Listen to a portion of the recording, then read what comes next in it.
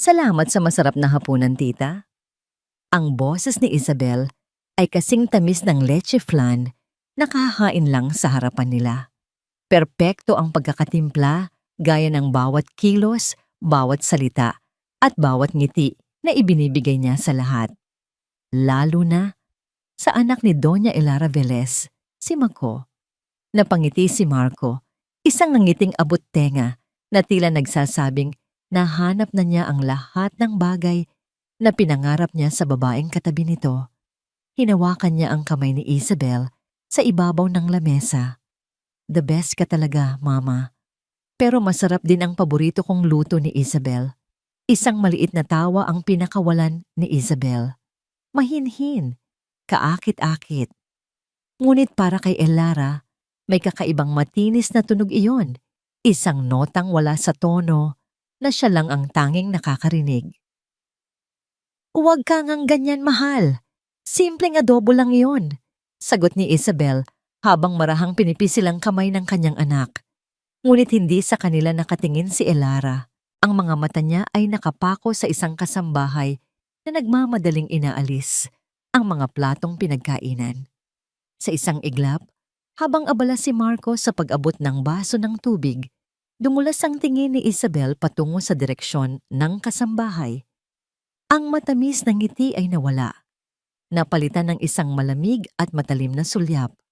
Ang kanyang mga labi ay bahagyang kumibot, bumubulong ng isang salitang hindi narinig ni Elara, ngunit sapat na para mamutla ang mukha ng kawawang babae at halos mabitawan nito ang hawak na pinggan.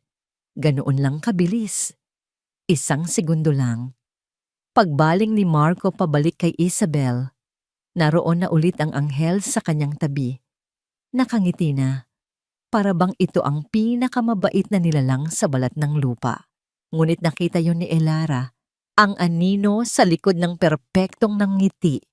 At sa sandaling iyon, naramdaman niya ang pamilyar na kaba sa kanyang dibdib. Isang takot na minsan nang nagwasak sa buhay ng kanyang anak at halos magpabagsak sa imperyong binuo ng kanilang pamilya. "Okay ka lang ba, Ma?" Naputol ang malalim na pag-iisip ni Elara nang marinig ang boses ni Marco. Tapos na ang hapunan, sila na lang tatlo ang naiwan sa malawak na dining hall. "May iniisip lang ako," sagot ni Elara, pilit na pinapakalma ang sarili. "Si Mama talaga. Baka tungkol na naman sa business yan," sabi ni Marco. Tumatayo na mula sa kanyang upuan. "Isabel and I will go ahead. May pupuntahan pa kami." "Sige, mag-iingat kayo," sabi ni Elara. Ang kanyang mga mata ay hindi bumibitiw kay Isabel. Ngumiti si Isabel sa kanya. "Good night po, Tita Elara." Isang perpektong nanggiti. Ngunit ang nakikita lang ni Elara ay ang aninong nagtatago sa likuran nito. Nang makaalis na ang dalawa, nanatili si Elara sa kanyang kinauupuan. Ang lamig ng marmol na sahig ay tila gumagapang paakyat sa kanyang mga paa. Ang hapunan ay dapat naging masaya. Isang selebrasyon para sa nalalapit na engagement party ng kanyang nag-iisang anak. Pero para sa kanya, iyon ay isang paalala. Isang babala. Tumayo siya at naglakad patungo sa kanyang pribadong opisina. Bawat yapak niya sa pasilyo ay mabigat. Ang mga painting na nakasabit sa dingding, ang mga mamahaling florera, ang karangyaan ng Velez Mansion. Lahat ng ito ay nawalan ng kulay. Pagpasok sa opisina, hindi niya binuksan ang ilaw. Hinayaan niyang ang liwanag lang mula sa buwan ang pumasok sa malaking bintana. Dumiretso siya sa kanyang mesa at binuksan ang isang maliit na drawer. Mula roon, kinuha niya ang isang picture frame. Larawan iyon ni Marco, mas bata pa ng ilang taon. Katabi nito ang isang babae. Maganda rin. Nakangiti rin. Si Cassandra, ang unang fiancé ni Marco. Ang babaeng halos sumira sa kanilang lahat. Naalala ni Elara ang sakit. Ang pait. Kung paano niya tinanggap si Cassandra ng buong puso. Kung paano niya ito itinuring na parang tunay na anak.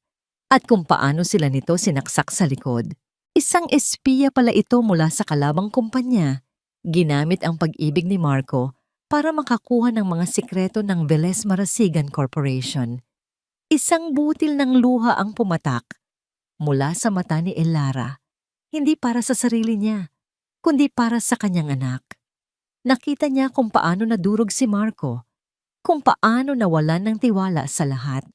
Inabot ng maraming taon bago ito unti-unting nakabangon. At ngayon, mayroon na namang Isabel. Masyado itong perpekto, masyadong magaling. Bawat sagot, bawat kilos ay tila pinag-aralan at kinabisado. Walang mali. At yun mismo ang mali.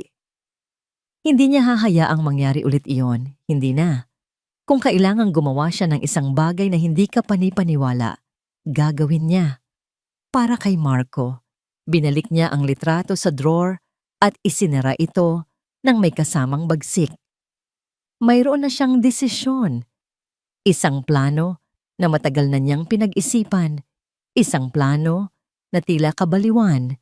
Ngunit para sa puso ng isang ina, ito ang tanging paraan. Naglakad siya patungo sa kanyang walk-in closet. Isang silid na mas malaki pa sa isang condo unit.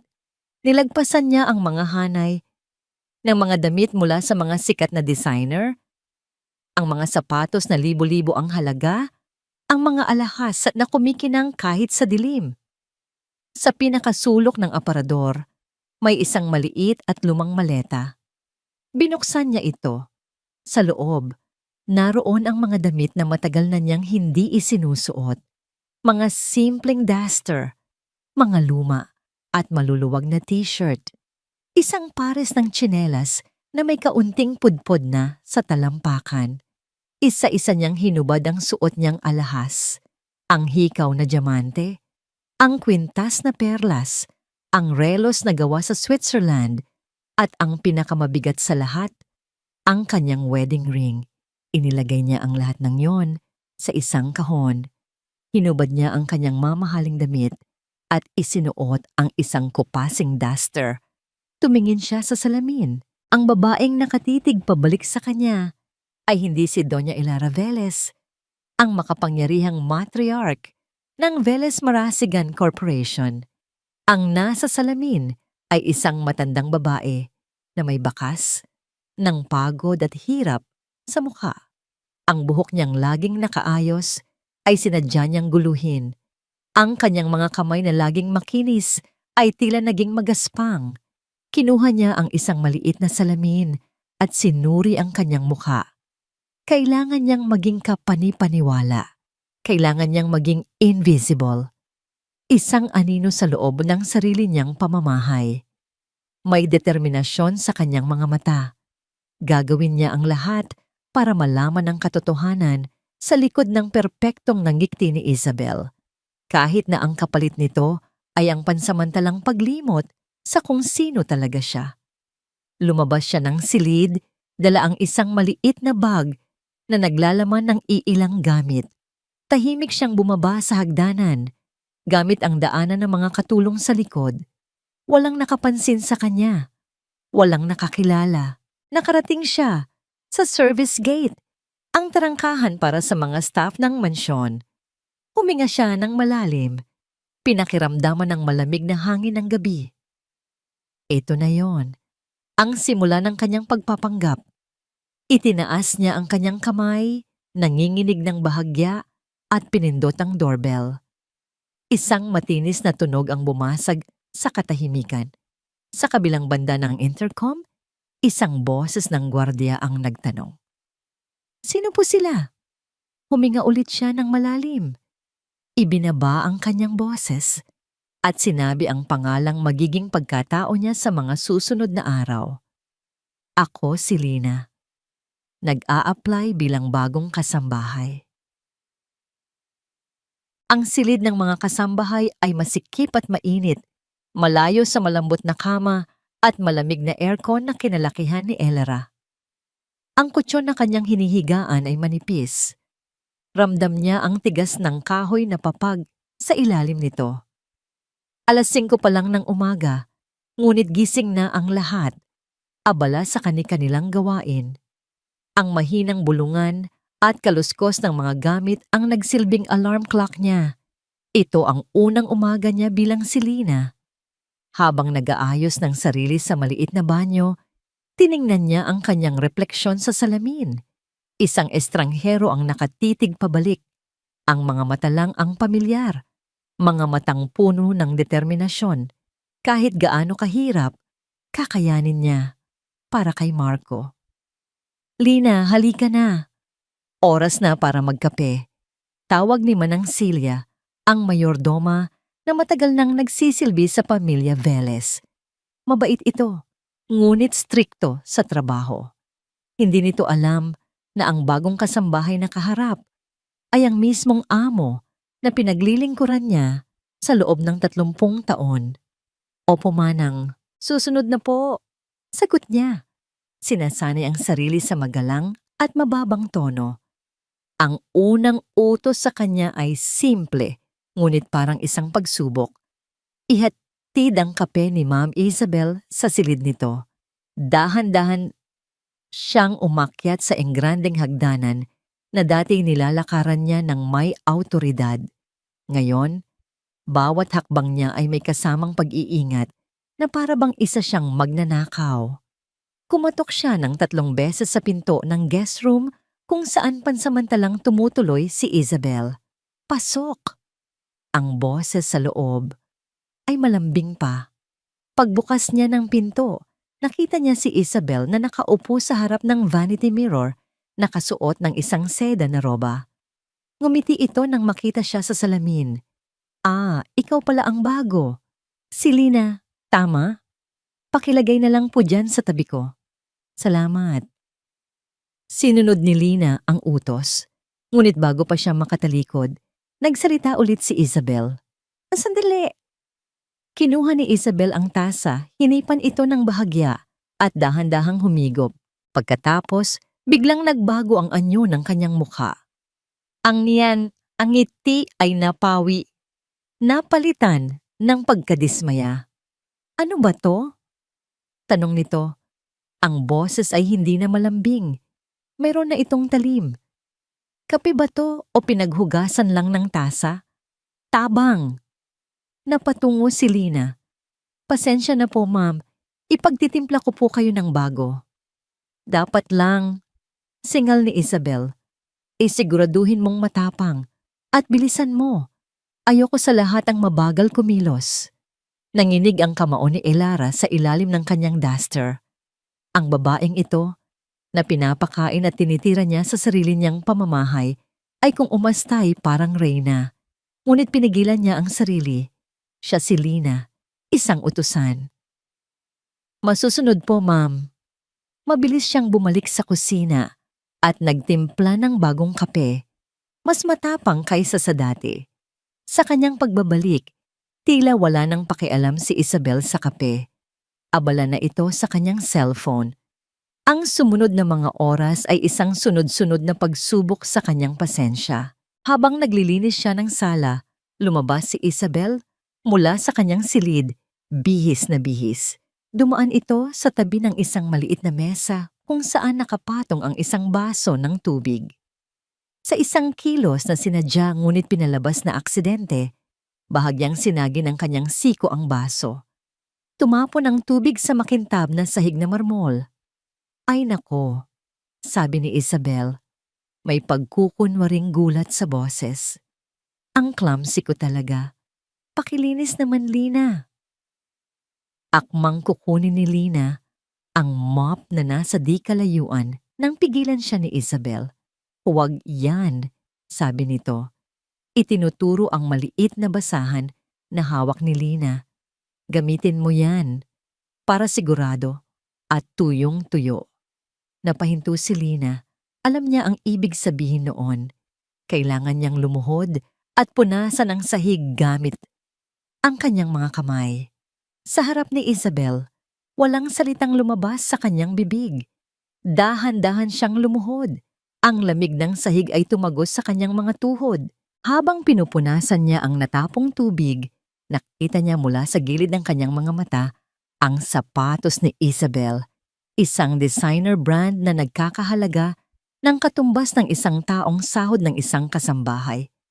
At si Isabel, nakatayo roon, nakapamewang, pinapanood siya na parang isang nakakatuwang palabas habang nagbabrowse sa kanyang cellphone. Ang galit sa loob ni Elara ay parang kumukulong bulkan. Isang salita lang niya, isang tawag lang sa security ay mapapalayas ang babaeng ito mula sa kanyang buhay. Ngunit hindi pa ito ang tamang oras. Kailangan niya ng matibay na ebidensya. Kailangan niyang malaman kung ano talaga ang pakay nito. Nang matapos siyang maglinis, umalis si Isabel na walang kahit isang salitang pasasalamat. Ilang sandali pa, habang nag-aalis siya ng alikabok sa mga muebles malapit sa library, narinig niya ang boses ni Isabel. Akala siguro nito ay walang tao sa paligid. May kausap ito sa telepono at ang boses nito ay puno ng pagkainis at pag-aalala. Ano? Hindi pwede. Sinabi kong kailangan ko pa ng oras. Mahinang sigaw ni Isabel sa cellphone. Ginagawa ko na ang lahat, okay? Malapit na. Ilang linggo na lang at magiging akin na ang lahat ng ito. Natahimik ito saglit, nakikinig sa kausap sa kabilang linya. Alam ko ang deadline. Just bigyan niyo pa ako ng kaunting panahon. Kailangan ko ng mas malaking pera kaysa sa napag-usapan.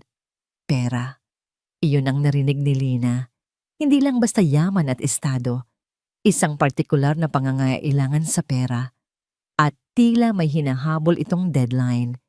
Biglang bumukas ang pinto ng library at nakita niya si Isabel na namumutla.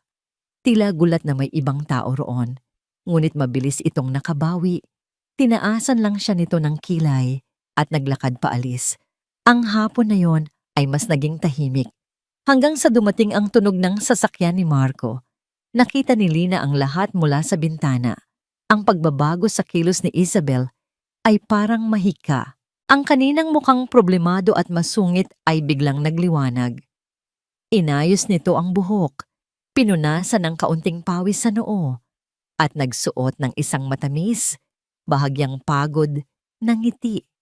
Pagpasok ni Marco sa pinto, si Isabel ay agad na sumalubong. Mahal, you're home, sabi nito sa malambing na boses, sabay yakap ng mahigpit kay Marco. Grabe, ang pagod ko ngayong araw. Ang dami kong inasikaso para sa engagement party natin. Niyakap din siya ni Marco pabalik.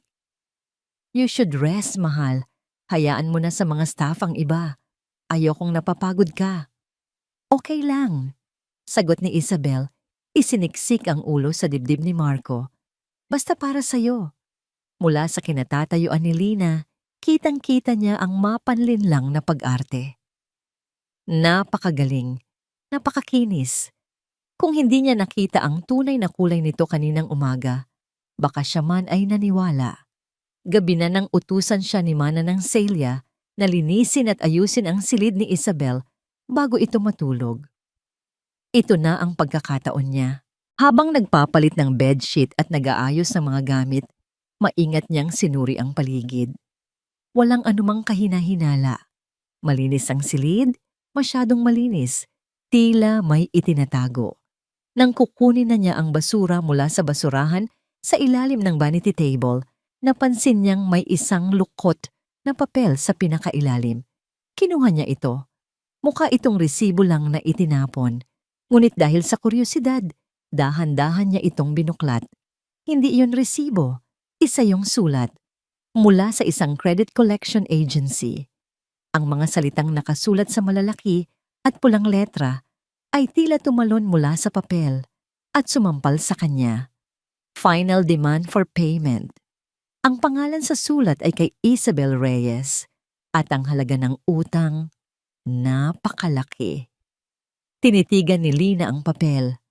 Ang mga kamay niya ay hindi na nanginginig. Napalitan na yon ng isang malamig na katiyakan.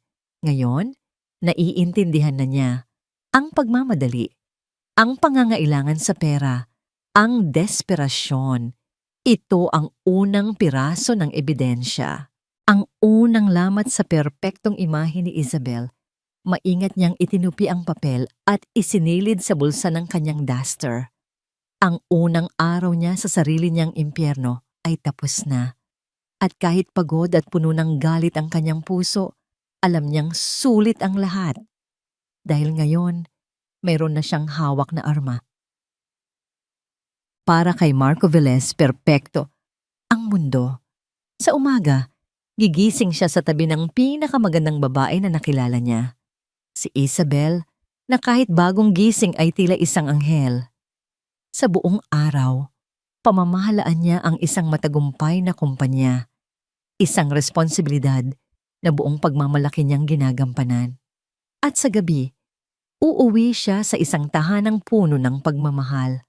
Sasalubungin ng matamis na ngiti ng kanyang mapapangasawa. Oo, perpekto ang lahat. O iyon ang pilit niyang sinasabi sa sarili. Mahal, anong plano mo para sa weekend? Tanong ni Marco isang umaga, habang sabay silang nag-aalmusal sa veranda. Ang sikat ng araw ay banayad at ang simoy ng hangin ay presko. Isa na namang perpektong umaga. Nag-book ako ng spa retreat kasama sina Chloe at Amanda. Sagot ni Isabel habang marahang humihigop ng kanyang tsa. You know, para mag-relax bago ang engagement party, kailangan kong maging fresh. Good idea, sabi ni Marco, ngumiti. You deserve it. Masyado ka nang nag-aasikaso sa lahat. Ginagawa ko to dahil mahal kita, sagot ni Isabel. Iniabot ang kamay para hawakan ang pisngi ni Marco. Gusto kong maging perpekto ang lahat para sa atin. Ngunit kinahaponan, habang papunta sa isang meeting, napansin ni Marco na halos wala ng laman ang tangke ng gasolina ng kanyang sasakyan. Ang kotseng madalas niyang gamitin ay nasa kasa para sa maintenance, kaya't hiniram niya ang kotse ni Isabel. Pagbukas niya ng glove compartment para kumuha ng pambayad sa toll, may nahulog na isang maliit at lukot na papel. Isang resibo. Pinulot niya ito. Resibo yon mula sa isang gasolinahan.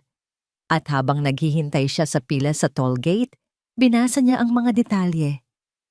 Ang petsa ay noong nakaraang weekend at ang lokasyon ng gasolinahan. Kumunot ang noo ni Marco. Kalatagan, Batangas, malayo iyon. Anong gagawin ni Isabel sa Batangas noong weekend kung kailan sinabi niyang nasa isang mamahaling spa lang siya sa Makati kasama ang mga kaibigan niya? Pinilit niyang iwaksi ang isipin. Baka pinahiram niya ang kotse sa driver niya o baka naman may pinuntahan lang siyang sandali na hindi niya nabanggit. Maraming posibleng dahilan. Hindi ito dapat palakihin. Itinago niya ang resibo sa kanyang bulsa at sinikap na kalimutan niyon. Ngunit ang maliit na lamat sa salamin ng kanyang perpektong mundo ay nagsimula ng lumitaw. Pag-uwi niya ng gabing iyon, sinalubong siya ni Isabel. Ngunit sa pagkakataong ito, ang ngiti nito ay may bahid ng pag-aalala. Mahal, buti nakauwi ka na, sabi nito. May gusto sana akong sabihin sa'yo. Ano yon? Tanong ni Marco. Bahagyang kinabahan, nag-atubili si Isabel. Ayoko sanang maging issue pero tungkol ito sa bagong kasambahay, si Lina. Anong tungkol sa kanya? I don't know. She's weird, sabi ni Isabel, yumakap sa braso ni Marco. Lagi siyang nakatingin. Minsan nahuhuli ko siyang nakatitig sa akin na para bang may ginawa akong masama. At parang ang clumsy niya. I feel uncomfortable. Hindi ako sanay na may ganyang presensya sa bahay. Natahimik si Marco. Naalala niya ang sinabi ng kanyang ina na kailangan nila ng dagdag na tulong dahil sa papalapit na party. Siya rin ang nag-aproba sa pagkuha ng bagong staff. Baka naninibago lang, mahal. Matanda na rin kasi. Sagot ni Marco. Iyon na nga eh. Giit ni Isabel. Baka hindi na niya kaya ang trabaho dito. Marco, pwede ba nating hanapan na lang siya ng ibang trabaho? O kaya'y palitan na lang natin? Gusto ko lang maging komportable sa sarili nating bahay. May kung anong tumutol sa kalooban ni Marco. Ang paalisin ng isang matandang babae dahil lang weird. Ito ay tila hindi tama. Let's give her a chance, okay? Isang linggo pa. Kung ganoon pa rin, ako na ang kakausap sa kanya, sabi ni Marco sa malumanay na paraan. Nakita niya ang bahagyang pagkadismaya sa mukha ni Isabel, ngunit mabilis itong napalitan ng isang pilit na ngiti. Sige, kung yan ang gusto mo, mahal. Kinabukasan, habang naglalakad si Marco sa pasilyo ng ikalawang palapag, nakita niya si Lina. Tahimik itong nagpupunas ng alikabok sa isang malaking picture frame na nakasabit sa dingding. Larawan yon nilang dalawa ng kanyang ina, kuha noong nagtapos siya sa kolehiyo. Huminto siya at pinagmasdan ang matanda. Ang paraan ng pagpunas nito sa salamin ay hindi basta-basta. May kasama itong pag-iingat na parabang isang napakahalagang bagay ang hawak nito. Saglit itong tumigil at tinitigan ang larawan. Sa isang iglap, nakita ni Marco ang isang emosyon sa mga mata nito. Isang emosyon na hindi niya maintindihan. Lungkot? Pangungulila? Nang mapansin ni Lina na nakatingin siya, bahagya itong nagulat at mabilis na yumuko. Ipinagpatuloy ang trabaho. Nagpatuloy si Marco sa paglakad, ngunit hindi maalis sa isip niya ang eksenang iyon. Mayroon siyang naramdamang kakaiba. Isang pamilyar na pakiramdam na hindi niya mapangalanan. Tila matagal na niyang kilala ang mga matang yon. Imposible!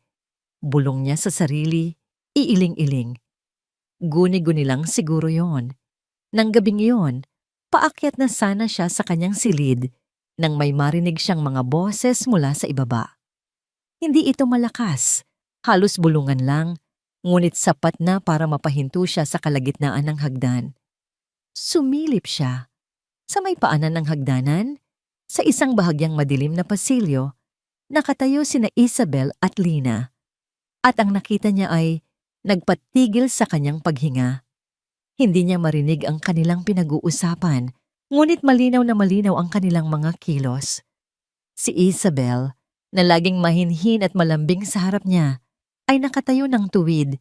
Ang isang kamay ay nakapamiwang. Ang kanyang mukha, na hindi nakaharap sa direksyon ni Marco, ay puno ng galit na hindi man lang nito sinusubukang itago. Ang kanyang mga labi ay kumikibot sa bilis, tila nagbibitiw ng mabibigat na salita. At si Lina, inaasahan ni Marco na makikita niya itong nakayuko, takot, at humihingi ng tawad. Ngunit hindi. Ang matandang kasambahay ay nakatayo lang doon, hindi natitinag. Ang kanyang likod ay tuwid. Ang kanyang mga mata ay diretsyong nakatingin kay Isabel. Walang bahid ng takot. Mayroon itong hamon. Mayroon itong dignidad na hindi nababagay sa isang ordinaryong katulong. Isang malamig na kaba ang gumapang sa puso ni Marco. Ang babaeng pakakasalan niya. At ang matandang kasambahay ng kanyang ina. May labanang nagaganap sa loob ng kanyang pamamahay na hindi niya alam. At sa sandaling iyon, ang maliit na lamat sa salamin ay biglang lumaki. Nagpapakita ng isang refleksyon ng kanyang perpektong mundo na hindi niya na makilala. Hawak ni Lina ang kapirasong papel na nakuha niya mula sa basurahan ni Isabel. Ang sulat ng paniningil, ito ang kanyang unang konkretong ebidensya. Ang unang sinag ng liwanag sa madilim na pasilyo ng kanyang mga hinala. Ngunit alam niyang hindi ito sapat. Para sa isang taong tulad ni Marco na nabubulag sa pag-ibig, ang isang pirasong papel ay madaling maipaliwanag. Isang lumang utang, isang pagkakamali ng bangko, isang bagay na naayos na. Kailangan niya ng isang bagay na hindi maikakaila. Isang bagay na maririnig mismo ni Marco. Kinabukasan, habang abala ang lahat sa paghahanda para sa almusal, isinagawa ni Lina ang kanyang plano. Mayroon siyang isang maliit na voice recorder, kasing laki lang ng kanyang hinlalaki. na matagal na niyang itinatago para sa mga business meeting. Maingat niyang idinikit ito sa ilalim ng maliit na mesa sa sitting area malapit sa garden. Iyon ang paboritong lugar ni Isabel para tumanggap ng mga personal na tawag sa pag-aakalang walang sino man ang makakarinig. Buong araw, nagkunwari siyang abala sa paglilinis sa mga kalapit na lugar, naghihintay. Bawat segundong lumilipas ay tila isang oras. Ang bawat pagdaan ni Isabel sa lugar na yon ay nagpapakaba sa kanyang dibdib. Ngunit buong araw, walang nangyari. Tila naging maingat ang dalaga. Nang gumabi, at sigurado siyang natutulog na ang lahat, dahan-dahan siyang bumalik sa sitting area. Ang tanging ilaw ay nagmumula sa buwan sa labas. Kinapa niya ang ilalim ng mesa, ang kanyang mga daliri ay nanginginig sa pananabik at kaba. Ngunit wala siyang nakapa. Kinapa niya ulit. Mas madiin, mas malawak. Wala. Ang voice recorder ay nawawala. Napahinto siya at isang malamig na takot ang biglang gumapang sa kanyang likuran. Hindi ito maaaring nahulog. Masyadong madikit ang ginamit niyang tape. Hindi rin ito maaaring nakuha ng ibang kasambahay habang naglilinis dahil siya lang ang naka-assign sa lugar na yon. May isang posibilidad lang na natitira. May nakakaalam. May isang taong kumuha nito. Kinabukasan, habang naghahain siya ng almusal, naramdaman ni Lina ang mga mata ni Isabel sa kanya. May isang mapanuksong ngiti sa mga labi nito. Isang nangiting tila may ipinahihiwatig na tagumpay. "Marco, mahal, naisip ko lang," biglang sabi ni Isabel habang umiinom ng kanyang orange juice. "Narinig ko kasing may plano si Tita Ilara na baguhin ang beneficiary ng Del Carmen Grant. What a noble idea, di ba? Ipagpatuloy ang legacy ng lola mo." Nabitawan ni Lina ang kutsarang hawak niya. Tumama ito sa sahig na marmol. Lumikha ng isang matinis na tunog na bumasag sa katahimikan. Ang Del Carmen Grant. Paano? Iyon ay isang pribadong usapin ng pamilya. Nakakausapin pa lang niya sa kanyang abogado kahapon. Sa kanyang pribadong linya ng telepono. Sa loob ng kanyang lock-proof na opisina. Walang sino man, kahit si Marco, ang nakakaalam pa tungkol doon. "Pasensya na po," sabi ni Lina. Mabilis na pinulot ang kutsara, habang ang kanyang puso ay kumakabog ng malakas. "Maingat ka sa susunod, Lina," saway ni Isabel. Ang boses ay matamis, ngunit ang mga mata ay nanunuyaya. Hindi na narinig ni Ilara ang sagot ni Marco. Ang kanyang isip ay lumilipad. Ang pagkawala ng recorder, ang impormasyon tungkol sa Del Carmen Grant. Hindi na ito nagkataon lang. May espiya si Isabel. May taksil sa loob ng pamamahay ng mga Velez. Ang kanyang misyon ay biglang naging doble ang bigat. Hindi na lang niya kailangang ilantad si Isabel. Kailangan din niyang hanapin ang ahas na nagpapasok dito. Sinimulan niyang obserbahan ang lahat. Ang bawat kilos, bawat tingin, bawat bulong. Si Manang Celia? Imposible. 30 taon na itong tapat sa kanya. Ang mga mas batang kasambahay? Masyadong bago at limitado ang access. Ang driver? Ang hardinero? Hanggang sa ang kanyang tingin ay napako kay Mateo, ang pinuno ng kanilang security. Si Mateo na halos kasabay niyang tumanda sa mansyon. Si Mateo na itinuring na niyang bahagi ng pamilya. Si Mateo na may access sa lahat, sa mga CCTV camera, sa mga schedule, sa bawat sulok ng bahay. Hindi. Ayaw niyang paniwalaan. Ngunit sa larong ito, hindi niya pwedeng isantabi ang kahit sinong suspect. Isang gabi, nakita niyang lumabas si Mateo patungo sa hardin sa likod. Karaniwan itong ginagawa ni Mateo para mag-rounds, ngunit may kakaiba sa kilos nito. Tila ito palihim. Dahan-dahan, sinundan siya ni Lina, nagtatago sa mga anino ng malalaking halaman. Sa pinakasulok ng hardin, malapit sa pader, may isang taong naghihintay.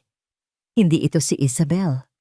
Isa itong lalaking hindi pamilyar kay Lina, nakasuot ng simpleng damit at may takip sa mukha. Mula sa kanyang pinagtataguan, kitang-kita ni Lina ang pag-abot ni Mateo ng isang maliit na bagay, ang kanyang voice recorder. Pagkatapos, iniabot ng estranghero ang isang makapal na brown na envelope kay Mateo.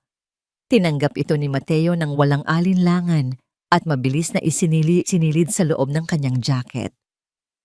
Sa sandaling iyon, ang hinala ni Elara ay naging isang malamig at matigas na katotohanan sa kanyang puso. Ang sakit ay tila isang punyal na itinarakan sa kanyang likod. Si Mateo, ang taong pinagkatiwalaan niya ng seguridad ng kanyang pamilya sa loob ng 20 taon. Nang makaalis na ang estranghero, tumalikod na si Mateo pabalik sa mansyon. Masyado siyang abala sa pagbilang ng pera sa loob ng sobre, kaya't hindi niya namalayan ang aninong nakasunod sa kanya. Ngunit nang malapit na siya sa service door, bigla siyang huminto. Tila may naramdaman siya. Dahan-dahan siyang lumingon. Ang kanyang mga mata, na sanay sa dilim, ay direktang tumama sa lugar kung saan nagtatago si Lina. Napatigil sa paghinga si Lina. Huli na para tumakbo. Naglakad si Mateo palapit sa kanya. Walang emosyon ang kanyang mukha, ngunit ang kanyang mga mata ay kasing talim ng kutsilyo. Huminto siya sa mismong harapan ni Lina, na nakatayo pa rin sa likod ng isang malaking paso. Hindi sumigaw si Mateo, hindi siya nagbanta. Sa halip, yumuko siya ng bahagya na para bang may ibubulong lang. Ang kanyang boses ay mahina, kalmado, ngunit puno ng panganib. Sa edad ninyo, dapat mag-ingat kayo sa mga bagay na hindi ninyo dapat nakikita. Pagkatapos noon, tumalikod na siya at pumasok sa loob ng bahay. Iniwan si Lina na nanginginig sa dilim. Hindi dahil sa takot, kundi dahil sa bigat ng katotohanang kanyang natuklasan. Ang kalaban ay hindi lang ang babaeng sinusubukan niyang paalisin. Ang kalaban ay ang taong pinagkakatiwalaan ng kanilang buhay. At ngayon, alam na nito na may alam siya. Ang laro ay biglang naging mas mapanganib. Nanginginig ang mga kamay ni Isabel habang hawak ang kanyang cellphone.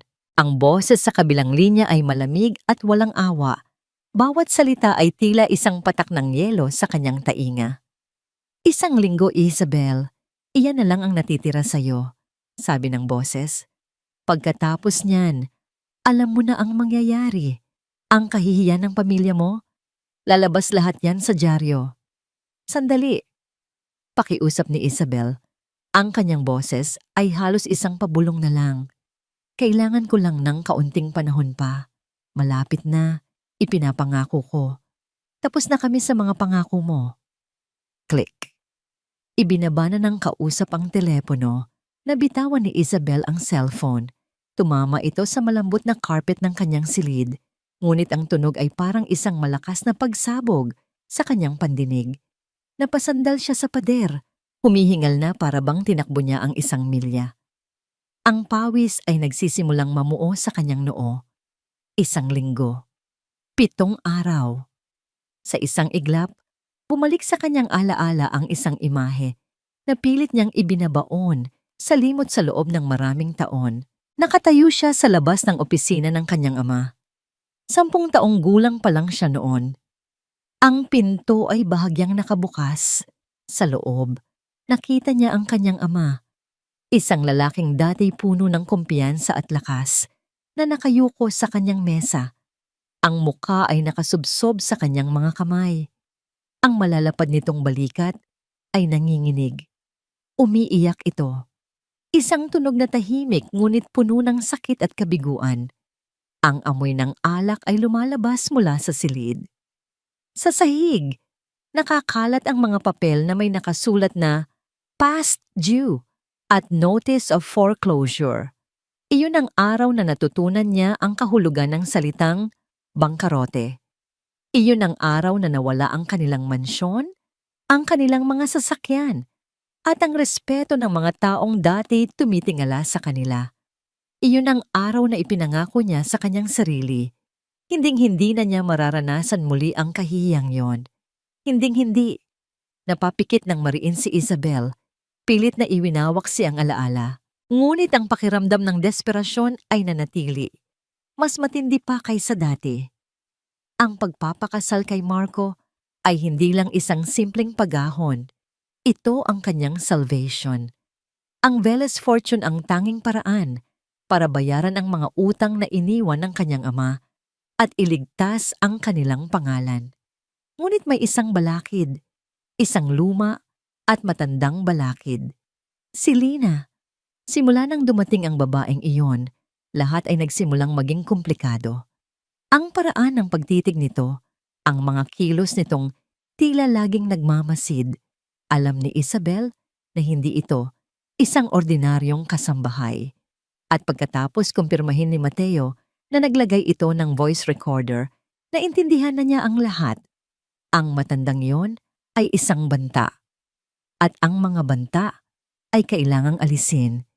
Tumayo siya, ang kanyang mga mata ay nag-aalab sa determinasyon. Hindi na siya ang batang babae na walang magawang nakatayo sa labas ng pinto. Siya na ngayon ang may hawak ng baraha at oras na para gamitin ang kanyang alas. Kinagabihan, palihim siyang nakipagkita kay Mateo sa pinakaliblib na bahagi ng library. Ang tanging ilaw ay nagmumula sa isang maliit na table lamp na lumilikha ng mahahabang anino sa kanilang mga mukha. Nakuha mo ba ang sinabi ko?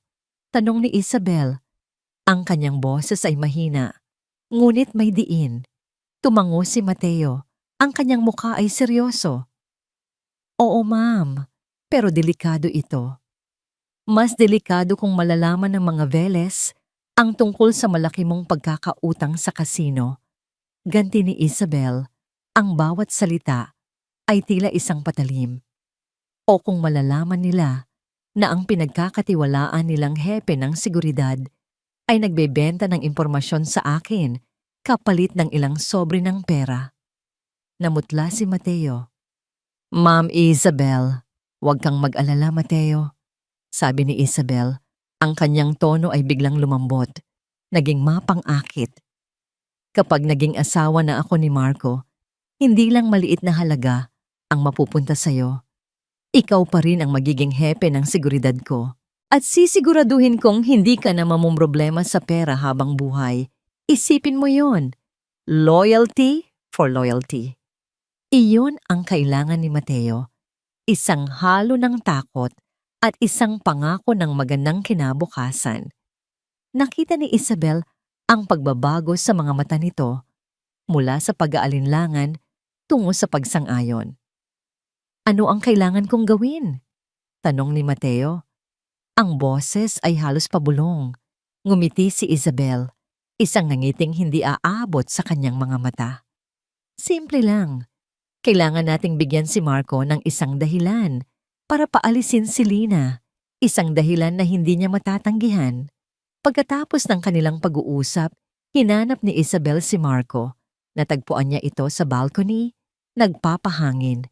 Lumapit siya rito mula sa likod at niyakap ito ng mahigpit. Mahal, sabi niya, ang kanyang boses ay sinadya niyang gawing malungkot at mahina. Okay ka lang?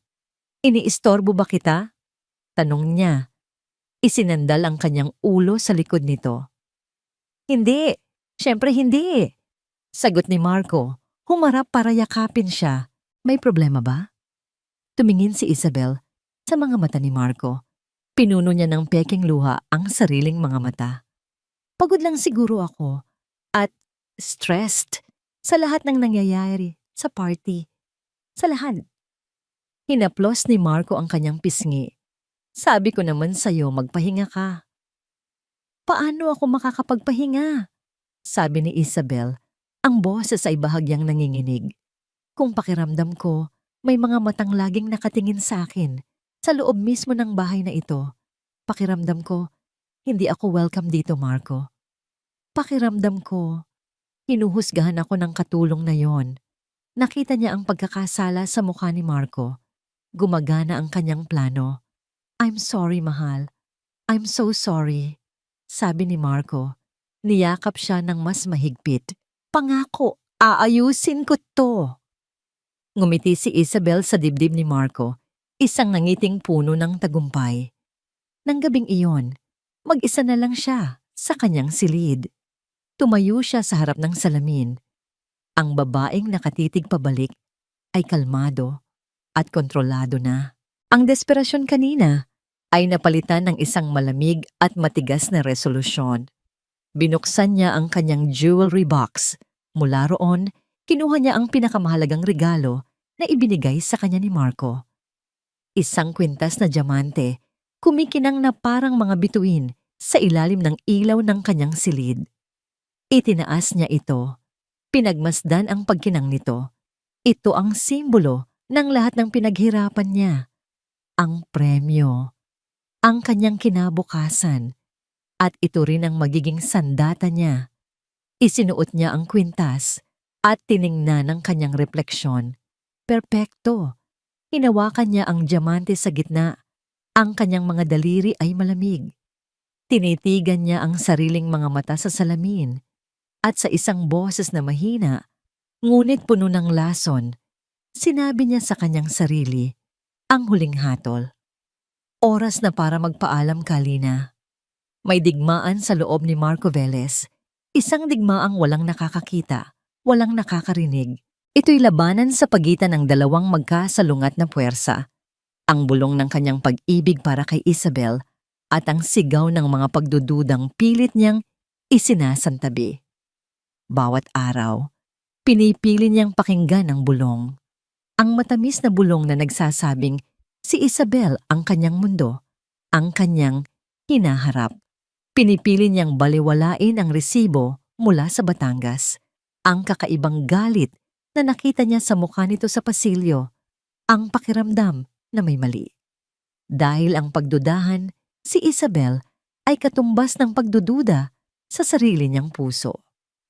At pagkatapos ng ginawa ni Cassandra, ipinangako niya sa sarili na hindi na siya muling magiging isang lalaking puno ng hinala. Ngunit ang sigaw, kahit anong pilit niyang takpan, ay lalong lumalakas. Nasa kalagitnaan siya ng isang mahalagang business call sa kanyang opisina sa bahay nang biglang bumukas ang pinto. Pumasok si Isabel, ang kanyang mukha ay namumutla at ang kanyang mga mata ay nanlalaki sa takot. Marco? Nanginginig ang boses nito. Marco, nawawala. Agad na ibinaba ni Marco ang telepono. Ang ano? Anong nawawala? Yung kwintas, sabi ni Isabel habang sapo-sapo ang kanyang leeg na ngayon ay wala ng palamuti. Yung kwintas na diamante na bigay mo sa akin, hindi ko mahanap. Ang puso ni Marco ay biglang kumabog ng mabilis, hindi dahil sa halaga ng alahas, kundi dahil sa sakit na nakikita niya sa mukha ni Isabel. Iyon ang paborito nitong alahas, ang simbolo ng kanyang pangako. Teka, kumalma ka. Mahal. Baka naman na-misplace mo lang. Saan mo ba huling hinubad? Tanong niya habang ginagabayan ito paupo. Hindi. Sigurado ako. Giit ni Isabel. Ang mga luha ay nagsisimula nang mamuo sa gilid ng kanyang mga mata. Isinuot ko kaninang umaga, tapos hinubad ko saglit at ipinatong sa ibabaw ng dresser ko bago ako maligo. Pagbalik ko, wala na. Ang sinseridad sa kanyang boses ay tumusok sa puso ni Marco. Ang anumang pagdududa ay pansamantalang nawala, napalitan ng galit. May nagnakaw sa loob ng kanilang pamamahay. May nagnakaw sa babaeng mahal niya. Ilang minuto lang, ang buong mansyon ay nagkakagulo na. Si Manang Celia ay nagtatanong sa lahat ng kasambahay. Si Marco ay pabalik-balik sa paglakad. At si Isabel, nakaupo sa sofa, umiiyak ng tahimik. Dumating si Mateo, ang hepe ng seguridad. Ang kanyang presensya ay kalmado at propesyonal, na nagbigay ng kaunting kapanatagan kay Marco. Sir Marco? Ma'am Isabel, kumalma po tayo, sabi ni Mateo. Ma'am, sino-sino po ang mga pumasok o lumapit sa silid ninyo kaninang umaga? Nag-isip si Isabel humihikbi. Wala, maliban sa si Lina. Oo, si Lina. Nakita ko siyang nagpupunas ng alikabok sa pasilyo, malapit mismo sa pinto ko, bago ako maligo. Ang pangalan ni Lina ay tila isang malakas na kulog sa pandinig ni Marco. Biglang bumalik ang sigaw ng pagdududa. Imposible. Isang matandang babae? Hinalughog na po namin ang buong silid, sir, pati ang mga common areas. Wala po talaga. Ulat ni Mateo, pagkalipas ng halos 1 oras, ang kanyang mukha ay seryoso. Tumingin siya kay Marco, pagkatapos ay kay Isabel, at dahan-dahang nagsalita. Sir, standard procedure po sa ganitong sitwasyon, lalo na't malaki ang halaga ng nawawala, ay i-check ang quarters ng mga staff. Napatigil si Marco. Kailangan ba talaga yan, Mateo? Nakakahiya. Bago pa makasagot si Mateo, tumayo si Isabel. Ang kanyang mukha ay puno ng hinanakit. Nakakahiya. Marco, ako ang biktima dito. Ninakawan ako sa loob mismo ng bahay mo. At mas iniisip mo pa ang kahihiyan ng kung sino man ang gumawa nito? Ang mga salita ni Isabel ay parang sampal.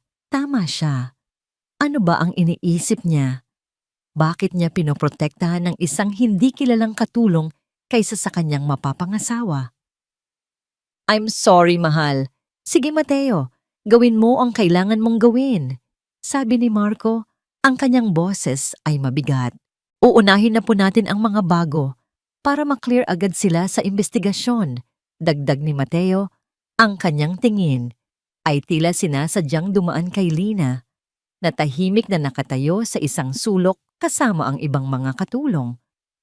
Sinundan ni Marcos si Mateo at 2 pang gwardiya patungo sa staff quarters. Nakasunod sa kanila si Isabel, ang kanyang mga braso ay nakayakap sa sarili na para bang nilalamig. Ang silid ni Lina ay maliit at simple, malinis.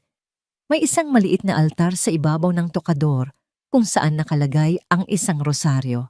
Walang kahit anong pahiwatig ng kasakiman o pagnanasa sa yaman. Naramdaman ni Marco ang isang kirot sa kanyang dibdib. Mali ito. Ang buong sitwasyong ito ay mali. Nakatayo lang siya sa may pintuan, hindi magawang pumasok. Habang ang mga gwardiya ay sinimulang halongkatin ang kakaunting gamit ng matanda. Binuksan nila ang maliit na aparador. Tiningnan ang ilalim ng papag. Walang nakita. Nakahinga ng maluwag si Marco. Sabi na nga ba? Isang pagkakamali lang ang lahat. Ngunit huminto si Mateo. Ang kanyang atensyon ay nasa iisang unan na nakalatag sa kama. Dahan-dahan niya itong kinuha. Kinapa. May kakaiba sa kanyang ekspresyon, isang bahagyang pagkunot ng noo. Tumingin siya kay Marco, isang tingin na puno ng kahulugan. Sa harap nilang lahat, dahan-dahang binuksan ni Mateo ang punda ng unan. Isinuksok niya ang kanyang kamay sa loob. At nang ilabas niya ito, ang liwanag mula sa bumbilya ay sumasalamin sa isang bagay na kumikinang. Isang bagay na pamilyar kay Marco. Ang mga diamante. Itinaas ni Mateo ang kwintas. Hinayaan itong lumawit mula sa kanyang mga daliri. Umiindayog ng marahan sa mabigat na katahimikan ng silid. Ang bawat kislap nito ay tila isang maliit na kidlat na gumuguhit sa nanlalabong paningin ni Marco. Nahanap ko na po, Sir Marco. Nasa loob ng unan ni Lina. Ang boses ni Mateo ay kalmado at formal. Ngunit para kay Marco, ito ay isang hatol. Isang malakas na gong na naghuhudyat ng katapusan ng digmaan sa kanyang isipan. Ang sigaw ng duda ay biglang naging isang nakabibinging katahimikan. At ang bulong ng pag-ibig na ngayon ay nasa anyo ng isang humihikbing si Isabel sa kanyang tabi, ang tanging natira. Oh my God! Bulong ni Isabel na pahawak sa kanyang bibig. Ang kanyang mga mata ay nanlalaki sa pagkukunwaring gulat. Hindi, hindi ako makapaniwala. Bumaling ang lahat ng tingin kay Lina. Nakatayo lang ito roon, sa gitna ng lahat, sa gitna ng akusasyon. Hindi ito umiiyak, hindi ito sumisigaw. Ang kanyang likod ay tuwid pa rin, at ang kanyang mukha, bagamat namumutla, ay walang mababakas na pagkakasala. Ang tanging naroon ay isang malalim, hindi maarok na kalungkutan. Ang kanyang mga mata ay nakatuon sa iisang tao lamang. Kay Marco, ang mga mata ng matandang iyon. Ang mga matang iyon na sa simula pa lang ay nagbibigay na sa kanya ng isang pamilyar na pakiramdam. Ngayon, ang mga mata na iyon ay puno ng sakit, ng kabiguan, at sa isang iglap, ang mga mata na iyon ay hindi na mata ng isang estranghero. Para bang mga mata iyon ng sarili niyang ina. Ipinilig ni Marco ang kanyang ulo, pilit na iwinawaksi ang kabaliwang iyon. Ang ebidensya ay nasa harapan na niya, kumikinang at hindi maikakaila. Ang pag-ibig niya ay nilapastangan, ang tiwala niya ay sinira. Ang lahat ng pagdududa niya kay Isabel, ang resibo, ang galit sa pasilyo, ay biglang naging walang kwenta. Mga maling akala lang pala. Mga multo ng nakaraan na pilit niyang isinisisi sa inosenteng babae. At habang abala siya sa pagdududa, ang tunay na magnanakaw pala ay nasa ilalim na ng kanyang bubong. Isang alon ng matinding pagkakasala at galit ang bumalot sa kanya.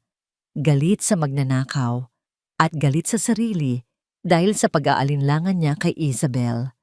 "Lina," sabi niya, at ang kanyang boses ay malamig at dayuhan kahit sa sarili niyang pandinig.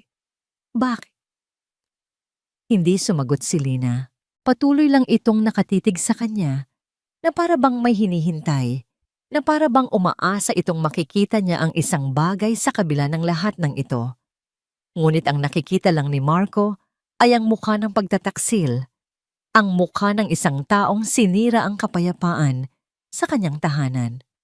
"Umalis ka," utos niya, ang bawat salita ay mabigat. "Kunin mo ang mga gamit mo at umalis ka na ngayon din." Ang bawat kasambahay ay napayuko, hindi makatingin. Si Manang Celia ay napahawak sa kanyang dibdib, hindi makapaniwala. Si Isabel ay lumapit at humawak sa braso ni Marco na para bang humuhugot ng lakas. Ngunit si Lina ay hindi gumalaw. "Umalis ka na!" sigaw ni Marco, at sa pagkakataong ito, ang kanyang boses ay puno na ng sakit at galit. Hindi niya na kayang tingnan ang matandang babae. Doon lang dahan-dahang tumango si Lina. Isang mabagal, halos hindi mahahalata na pagtango. Walang salita, walang pagtanggi, walang pakiusap. Kinuha lang nito ang isang maliit at lumang bayong mula sa gilid ng kanyang kama. Isinilid ang iilang piraso ng damit at naglakad palabas ng silid. Dinaanan niya ang mga gwardiya, ang mga kapwa niya kasambahay, at si Mateo, na nakatayo na parang isang estatwa. Huminto ito sa harap ni Marco. Sa huling pagkakataon, tinitigan niya ito sa mata. At sa maikling sandaling iyon, ang lahat ng pagdududa, lahat ng pamilyar na pakiramdam ay bumalik na parang isang malakas na alon. Ngunit huli na ang lahat. Tumalikod na si Lina at naglakad palayo. Sinundan siya ng tingin ni Marco habang tinatahak nito ang mahabang pasilyo, palayo sa kanya, palayo sa kanilang lahat, hanggang sa maging isa na lang itong maliit na anino bago tuluyang maglaho sa dilim. Ang katahimikan sa loob ng maliit na silid ay mas mabigat kaysa sa sigawan. Ang bawat paghinga ay maririnig. Ang bawat tibok ng puso ni Elera, bilang si Lina, ay parang malakas na pagpukpok ng martilyo sa kanyang dibdib. Ngunit sa labas, wala siyang ipinakitang emosyon. Isang malamig na pakiramdam ang bumalot sa kanya, isang kalasaglaban sa sakit na nagsisimulang gumapang sa kanyang kalooban. Ang kumikinang na kwintas sa kamay ni Mateo. Ang mapanuyang ng ngiti sa mga labi ni Isabel, ang mga takot na tingin ng ibang kasambahay, lahat ng yon ay malabo. Tila mga imahe sa isang masamang panaginip. Ang tanging malinaw sa kanya ay ang mukha ng kanyang anak, ang mukha ni Marco. Nakita niya ang pagkalito rito, ang sakit, ang unti-unting panlalamig ng mga mata nito habang tinitingnan siya. Ang tiwala nito sa kanya, kahit bilang isang hamak na katulong, ay naglalaho na parang usok. "Lina," nagsalita si Marco, at ang boses nito ay basag. "Bakit?" Hindi niya sinagot ang tanong. Anong sasabihin niya? Na lahat ng ito ay isang palabas? Na ang babaeng katabi nito ay isang ahas? At ang pinagkakatiwalaan nitong hepe ng seguridad ay isang taksil? Sino ang maniniwala sa isang matandang kasambahay na may hawak na ebidensya laban sa kanya? Sa halip, tinitigan niya lang ito ng diretso sa mata, sa isang huling desperadong pagtatangka na iparating ang katotohanan na ng walang salita. "Anak, ako ito. Maniwala ka sa akin." Ngunit ang nakita lang ni Marco ay ang katahimikan ng isang taong nahuli sa akto. "Wala po akong kinuha, Sir Marco," sabi ni Lina sa wakas. Ang kanyang boses ay kalmado, walang panginginig, kahit na ang kanyang puso ay dinudurog. "Sinungaling!" Biglang sigaw ni Isabel, humigpit ang kapit sa braso ni Marco. Ang kanyang mga luha ay muling umagos. "Nakita niyo na! Iyan ang ebidensya! Marco, please! Hindi na ako ligtas dito. Paano kung may gawin siyang mas masama sa akin? Sinabi ko na sa'yo, may kakaiba sa kanya mula pa sa simula." Ang bawat salita ni Isabel ay isang patak ng lason na lalong nagpapagulo sa isip ni Marco. Nakita ni Lina kung paano bumaling ang tingin ni Marco mula sa kanya patungo sa umiiyak na si Isabel. Nakita niya ang pagtatalo sa loob nito, ang huling hibla ng duda laban sa bigat ng katotohanan na nasa harapan niya. Ang kanyang anak ay nasa isang bitag, at siya, ang kanyang ina, ay walang magawa para iligtas ito. Tumingin muli si Marco sa kanya. Ang kanyang mukha ay puno ng pighati. Halos bumulong na lang ito. "Lina, umamin ka na lang." Naramdaman ni Ellara ang pagtulo ng isang mainit na likido sa kanyang pisngi. Isang butil ng luha, ngunit mabilis niya itong pinunasan. Hindi ngayon, hindi sa harap nila. "Ako o siya, Marco?" Ang boses ni Isabel ay mahina, ngunit matigas na parang bakal. Isang ultimatum. Napapikit si Marco. Para kay Ellara, ang saglit na pagpikit na yon ay tumagal ng habambuhay. Alam na niya ang magiging desisyon nito bago pa man nito buksan ang kanyang mga bibig. Isang ina. Kilala niya ang puso ng kanyang anak.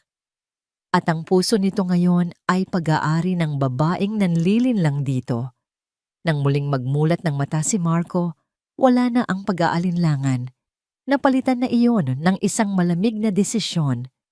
Ang sakit ay naroon pa rin, ngunit nakatago na sa likod ng isang pader ng galit.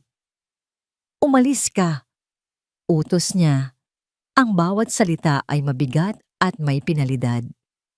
"Kunin mo ang mga gamit mo at umalis ka na ngayon din." Napayuko ang lahat. Tanging si Isabel lang ang nakatingin. Ang kanyang mga mata ay nagliliyab sa tagumpay. Hindi na nagsalita si Lina.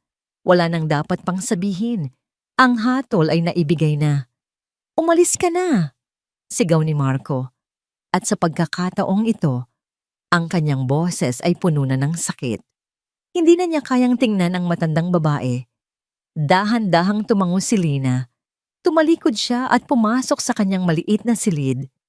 Walang pagmamadali. Walang gulat. Kinuha niya ang kanyang lumang bayong. Isa-isa niyang inilagay sa loob ang iilang piraso ng damit.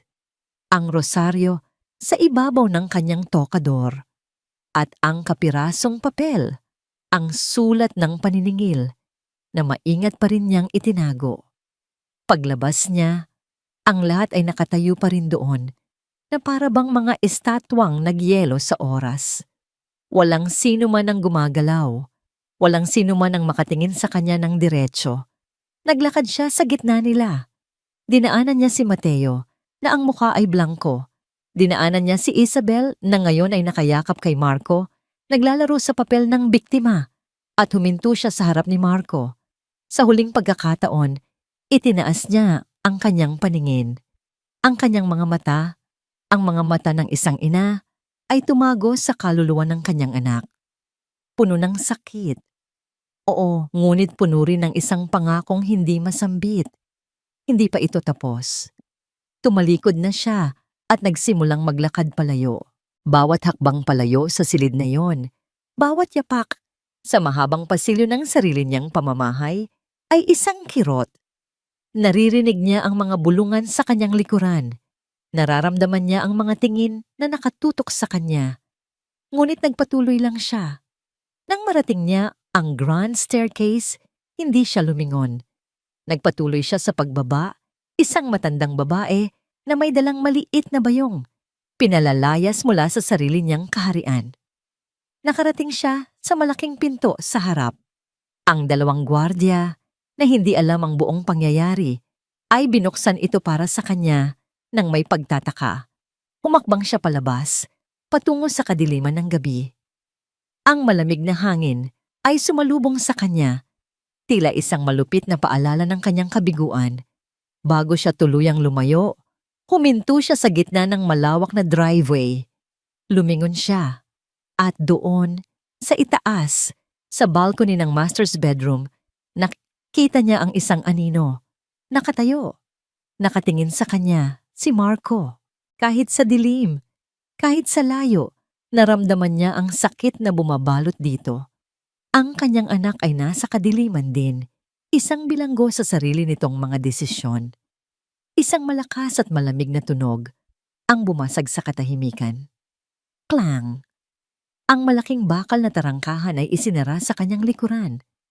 Ang tunog ay pinal, brutal at nakabibingi. Ang tunog ng isang pintong isinara, hindi lang sa isang bahay, kundi sa puso ng kanyang sariling anak. Ang Velez Mansion ay naliligo sa liwanag. Ang mga chandelier na gawa sa kristal ay kumikinang na parang libo-libong bituin. Ang tunog ng mahinang pagtugtog ng isang string quartet ay humahalo sa halakhakan ng mga bisita at sa tunog ng mga kopita ng champagne na naguumpugan. Ang lahat ay perpekto, ang lahat ay marangya, ang lahat ay isang malaking kasinungalingan. Para kay Marco, ang bawat ngiti na ibinibigay niya ay isang maskara. Ang bawat pakikipagkamay ay walang pakiramdam. Ang bawat pagbati ng congratulations ay isang ingay na dumadaan lang sa kanyang tainga. Hindi ka ba masaya, mahal? Bulong ni Isabel sa kanyang tabi. Napakaganda nito ngayong gabi. Nakasuot ito ng isang puting gown na yumayakap sa kanyang perpektong katawan. Ang kanyang buhok ay nakaayos sa isang eleganteng paraan at ang kanyang leeg ay pinalamutian ng ibang kwintas. Isang regalong ipinadala ng ina ni Marco bilang engagement gift na may kasamang isang maikling sulat na nagsasabing hindi ito makakadalo dahil sa isang biglaang business trip sa Europa. Isang kasinungalingan din iyon. Alam ni Marco na umiiwas lang ang kanyang ina. At sa isang sulok ng kanyang puso, hindi niya ito masisisi. Masaya ako, sagot ni Marco. Pinipilit ang isang ngiti. Hinalikan niya ang noo ni Isabel. Paano naman ako hindi magiging masaya? This night is for you. For us. Ngunit habang sinasabi niya ang mga salita, ang kanyang mga mata ay hindi sinasadyang lumibot sa paligid. Hinahanap niya ang isang mukha na alam niyang wala roon, ang mukha ng isang matandang babae na may malulungkot na mata. Si Lina. 2 linggo na ang nakalipas mula nang paalisin niya ito. 2 linggo na siyang sinusundan ng huling tingin nito, isang tingin na puno ng sakit, ng kabiguan, ng isang bagay na hindi niya maintindihan. Tama ang ginawa mo, sabi niya sa sarili, sa ika-100 ulit. Ang ebidensya ay malinaw. Pinagtanggol mo lang si Isabel. Ngunit kung tama ang ginawa niya, bakit parang may nakabarang bato sa kanyang dibdib na hindi maalis-alis? Bakit sa tuwing ipipikit niya ang kanyang mga mata sa gabi, ang mukha ni Lina ang nakikita niya, hindi ang mukha ni Isabel? Oras na para sa toast. Masayang anunsyo ng MC. Inabutan si Marco ng isang mikropono. Ang lahat ng ilaw ay nakatutok sa kanila ni Isabel. Sa gitna ng grand ballroom, ang lahat ng mga mata ay naghihintay. Itinaas niya ang kanyang kopita. Magandang gabi sa inyong lahat. Salamat sa pagdalo ninyo sa gabing ito. Ang mga salita ay lumalabas sa kanyang bibig ng kusa. Mga salitang sanay na siyang sabihin sa mga business function. Ngunit ang kanyang isip ay nasa ibang lugar. Gusto kong magpasalamat sa pinakamagandang babae na nakilala ko. Ang kanyang tingin ay napadako sa mga bisita, mga ngiti, mga masayang mukha. Ngunit ang nakikita niya ay ang nakayukong mukha ng ibang mga kasambahay noong gabing iyon, puno ng takot at awa. Na nagpabago sa buhay ko at nagbigay dito ng bagong kahulugan para sa aking mapapangasawa, si Isabel. Nagpalakpakan ang lahat. Ngumiti si Isabel at humalik sa kanyang pisngi. Ngumiti rin siya pabalik. Isang perpektong litrato, isang perpektong sandali. Ngunit sa loob-loob niya, pakiramdam niya ay isa siyang impostor. Habang nagpapatuloy ang party, nakaramdam siya ng pangangailangang makahinga. Humingi siya ng paumanhin kay Isabel at naglakad patungo sa isang hindi gaanong mataong bahagi ng hardin. Sa di kalayuan, nakita niya si Mateo na nakatayo malapit sa isang poste, alerto at propesyonal, gaya ng dati. Si Mateo ang bayani noong gabing iyon. Si Mateo ang nakahanap ng kwintas at naglantad sa magnanakaw. Dapat ay magpasalamat siya rito. Ngunit nang magtama ang kanilang mga mata, sa unang pagkakataon sa buong buhay niya, nakaramdam si Marco ng isang kakaibang lamig mula sa taong matagal na nilang pinagkakatiwalaan. Ang mga mata ni Mateo ay hindi mga mata ng isang tapat na gwardiya na nagbabantay sa pamilya. Ang mga ito ay mata ng isang taong may itinatago, malamig, walang emosyon.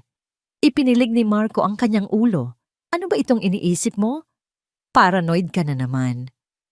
Okay ba ang lahat, Sir Marco? Tanong ni Mateo. Lumapit ng bahagya. Oo, Mateo. Okay lang. Sagot ni Marco. Ang kanyang boses ay mas formal kaysa sa dati. Just getting some fresh air. Tumango lang si Mateo at bumalik sa kanyang pwesto. Ngunit ang pakiramdam ng pagkabalisa ay hindi nawala kay Marco. Lalong tumindi. Bumalik siya sa loob, sa init, sa ingay, sa pagpapanggap. Niyakap niya si Isabel. Isinayaw niya ito. Ngumiti siya sa mga kamera. Ginawa niya ang lahat ng inaasahan sa kanya. Ngunit pakiramdam niya ay malulunod na siya. At bigla, nang walang anumang babala. Click! Namatay ang lahat ng ilaw. Ang musika ay biglang tumigil. Ang masayang bulungan ay napalitan ng mga sigaw ng gulat at pagkalito. Ang buong Velez Mansion ay binalot ng ganap na kadiliman. Anong nangyayari? Narinig ni Marco na tanong ni Isabel sa tabi niya. Ang boses ay puno ng takot. Hinawakan niya ang kamay nito. Huwag kang mag-alala. Baka power trip lang. Ngunit alam niyang hindi. Ang mansyon ay may sariling generator na automatikong gumagana kapag may brownout. May ibang nangyayari. Ilang segundo ng kaguluhan at pagkatakot ang lumipas. Ang tanging liwanag ay nagmumula sa mga screen ng cellphone na sinimulang ilabas ng mga bisita. At pagkatapos, isang liwanag ang biglang sumindi. Hindi ang mga chandelier, hindi ang mga ilaw sa dingding, isang spotlight, isang bilog at maliwanag na liwanag na nakatutok sa iisang lugar lamang, ang tuktok ng engrandeng hagdanan. Ang lahat ng ingay ay huminto. Ang lahat ng mga mata ay napako sa hagdanang iyon, naghihintay. At mula sa anino sa itaas, isang figura ang lumitaw, isang babae. Nakasuot ng isang madilim na asul na evening gown na kumikinang sa ilalim ng spotlight. Ang kanyang buhok ay nakaayos ng perpekto.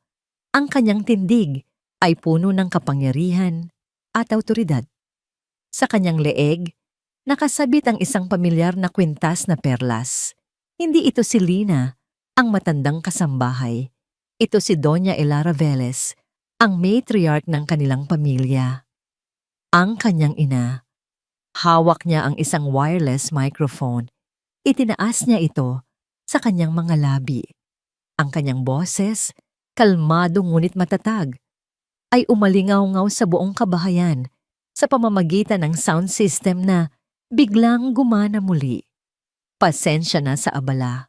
Ngunit meron lang akong ilang bagay na nais linawin bago magpatuloy ang gabing ito. Nagyelo ang mundo ni Isabel. Ang hangin ay tila nawala sa kanyang mga baga. Ang masayang musika, ang bulungan ng mga bisita, ang mainit na kamay ni Marco na nakahawak sa kanya, lahat ay naglaho. Ang tanging nakikita niya ay ang babaeng nakatayo sa tuktok ng hagdanan, naliligo sa liwanag ng spotlight na parang isang diyosa ng paghihiganti, si Doña Elara. Ngunit hindi iyon ang nakapagpatigil sa pagtibok ng kanyang puso. Ito ay ang mukha. Sa ilalim ng perpektong ayos at mamahaling alahas, iyon ang mukha na nagbibigay sa kanya ng bangungot sa loob ng nakalipas na 2 linggo. Iyon ang mukha ni Lina. Anong ibig sabihin nito? Narinig niyang bulong ni Marco, ngunit ang boses nito ay tila nagmumula sa napakalayo. Nagsimulang umugong ang bulungan sa buong ballroom. Pagkalito, pagkamangha. Siya ba yon? Bakit ganyan ang ayos niya? Akala ko ba nasa Europe siya? Teka, paamilyar ang mukha niya. Dahan-dahang bumaba ng hagdanan si Elara. Bawat hakbang ay may bigat, may layunin. Ang kanyang mga mata ay hindi bumibitiw sa kanya kay Isabel. Isang tingin na malamig at matalim, na tila tumatagos sa lahat ng kanyang mga kasinungalingan. Naramdaman ni Isabel ang panginginig ng kanyang mga tuhod. Kailangan niyang magsalita. Kailangan niyang kontrolin ang sitwasyon. Tita Elara, nakakagulat naman po ang pagdating ninyo. Sabi niya, pilit na pinapatatag ang kanyang boses, pilit na ngumingiti. Akala ninyo ay wala ako para masaksihan ang gabing ito? Putol ni Elara. Huminto sa pinakahuling baitang ng hagdan. Hindi ko ito palalampasin, lalo na't napakarami nating kailangang pag-usapan. Sa isang senyas mula kay Elara, isang malaking projector screen na kanina'y nakatago sa likod ng entablado ang bumaba. Ang lahat ng ilaw sa ballroom ay nanatiling patay, maliban sa spotlight na nakatutok kay Elara at sa liwanag mula sa screen. Bago ang lahat, sabi ni Elara, ang kanyang boses ay umaalingaw-ngaw sa bawat sulok ng silid. Nais kong ipakilala sa inyo ang isang tao. Isang taong naging biktima ng isang malupit na kasinungalingan sa loob mismo ng aking pamamahay. Biglang nagbago ang imahe sa screen. Lumitaw ang isang larawan. Isang larawan ni Lina, ang kupasing daster, ang pagod na mukha, ang malungkot na mga mata. Nagsimulang magbulungan muli ang mga tao, mas malakas ngayon. Sino yan? Parang isa sa mga katulong? Anong nangyayari? Marahil ay kilala ninyo siya bilang si Lina, isang kasambahay na inakusahan ng pagnanakaw. Patuloy ni Elara. Ngunit ang totoo, ang pagnanakaw na naganap ay higit pa sa isang kwintas. Naramdaman ni Isabel ang paghihigpit ng hawak ni Marco sa kanyang kamay. Maano ba to? Itigil mo na to. Nakakahiya. Ngunit hindi pinansin ni Elara ang kanyang anak. Ang ninakaw ay tiwala. Ang ninakaw ay katotohanan. At ang nagnakaw ay nasa harapan nating lahat. Ang tingin ni Elara ay muling bumalik kay Isabel. Sa pagkakataong ito, may halong awa sa mga mata nito. Isabel Reyes, isang pangalan na kasing ganda ng kanyang mukha. Ngunit ano nga ba ang nagtatago sa likod ng perpektong ngiting iyan? Biglang umalingaw-ngaw sa mga speaker ang isang boses. Isang boses na puno ng galit at desperasyon. Ano? Hindi pwede. Sinabi kong kailangan ko pa ng oras. Ang boses niya. Ang boses ni Isabel mula sa tawag sa telepono na natanggap niya ilang linggo na ang nakalipas. Ang recording na akala niya ay nakuha na ni Mateo. Nanlaki ang mga mata ni Isabel. Tumingin siya sa paligid. Hinahanap si Mateo. Nakita niya ito malapit sa isang exit, ngunit hindi ito nakatingin sa kanya. Nakatayo ito sa pagitan ng dalawang lalaking nakasuit na hindi niya kilala. Si Mateo ay hindi na niya kakampi. Isa na itong bilanggo. Ilang linggo na lang at magiging akin na ang lahat ng kwang ito. Ang recording ay nagpatuloy. Ang mga bisita ay tahimik na nakikinig. Ang kanilang mga muka ay puno ng pagkabigla. Isang malaking halaga ng utang, hindi ba, Isabel? Sabi ni Elara, habang sa screen ay lumitaw ang kopya ng Final Demand for Payment Letter, ang kapirasong papel na itinapon niya sa basurahan. Isang desperadong pangangailangan na nagtulak sa'yo na linlangin ang aking anak. Hindi totoo yan, sigaw ni Isabel. Bumitaw sa pagkakahawak ni Marco. Ang kanyang puso ay kumakaripas na parang isang ibong gustong kumawala sa kanyang dibdib. Gawa-gawa lang yan lahat. Paninira. Tumingin siya kay Marco. Ang kanyang mga mata ay nagmamakaawa. Marco, mahal. Huwag kang maniwala sa kanya. Alam mong mahal kita. Ngunit ang mukha ni Marco ay isang blangkong maskara. Ang pagkalito ay napalitan ng isang dahan-dahang pagsibol ng katotohanan. Ang mga piraso ng palaisipan, ang resibo, ang mga kasinungalingan, ang biglaang pagbabago ng ugali ay nagsisimulang magkabit-kabit sa kanyang isipan. At para masigurong magtatagumpay ang iyong plano, patuloy ni Elara na para bang walang narinig, kumuha ka ng isang kasabwat. Ang imahe sa screen ay nagbago. Isa na itong video, isang malabong kuha mula sa isang security camera sa hardin. Ang petsa at oras ay nakatatak sa ilalim. Nakita ng lahat si Mateo na inaabot ang isang maliit na bagay sa isang hindi kilalang lalaki, kapalit ng isang makapal na sobre. At pagkatapos, isang bagong video ang lumabas. Si Mateo, nakaupo sa isang silid. Ang muka ay puno ng pagsisisi. Inutusan po ako ni Ma'am Isabel, sabi ng boses ni Mateo mula sa video. Ako po ang kumuha ng voice recorder at ako rin po ang naglagay ng kwintas sa ilalim ng unan ni Doña Elara. Isang malakas na gasp ang umalingaw-ngaw sa buong ballroom. Doña Elara. Ang lahat ng mata ay bumaling mula sa screen patungo kay Elara at pabalik sa larawan ni Lina. Ang dalawang imahe ay nagsanib sa isipan ng lahat. Ang amo at ang alipin ay iisa. Ang mundo ni Isabel ay gumuho. Ang sahig sa ilalim ng kanyang mga paa ay tila bumukas at nilamon siya ng buo. Ang mga bulungan ay naging mga sigaw. Ang mga tingin ng paghanga ay naging mga tingin ng pagkutya at pandidiri. Tumingin siya kay Marco, ang huling pag-asa niya. Ngunit ang pag-ibig sa mga mata nito ay wala na. Napalitan na iyon ng isang bagay na mas masakit pa sa galit. Isang malalim na pagkasuklam at kawalan ng pag-asa. Ang lalaking minsan ay tumingin sa kanya na para bang siya ang araw at mga bituin ay nakatingin na ngayon sa kanya na para bang isa siyang halimaw. Nawala na ang lahat ng kanyang kontrol. Ang pagpapanggap, ang dignidad. Kasalanan niyo to. Sigaw niya, itinuturo si Elara. Ang kanyang boses ay nagiging isang sigaw ng isang hayop na nasukol. Masyado kayong mapanghusga, masyado kayong perpekto. Hindi niyo alam kung ano ang pakiramdam ng maging desperado.